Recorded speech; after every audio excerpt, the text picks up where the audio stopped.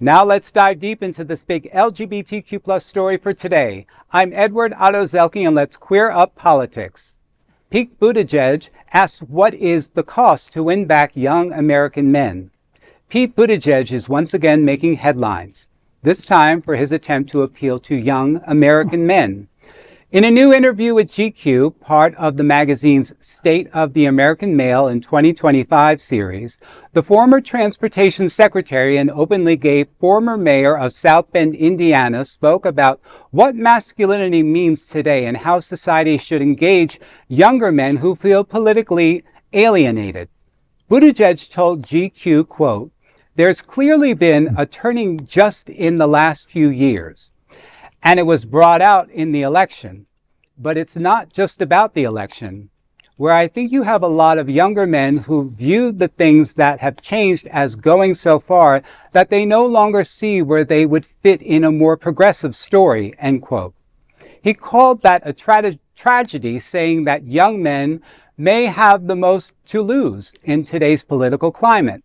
Buttigieg, who ran for president in 2020, argued that the left has contributed to alienation by creating what he described as a culture of scolding and finger-wagging.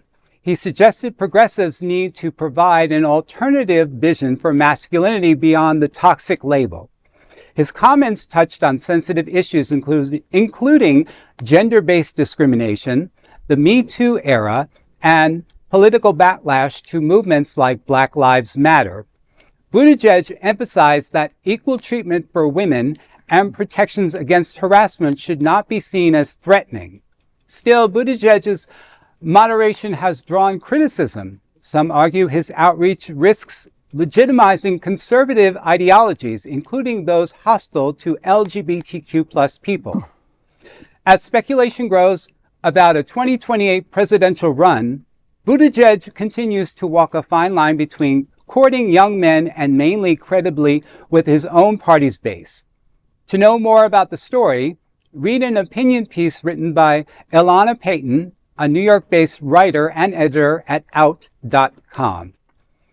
Well, this is definitely something that, I've thought about myself as a gay white man, and how do you, I look at where I was affected by masculinity and toxic masculinity. And, I was always somebody that kind of refrained and was always afraid of confrontation with that.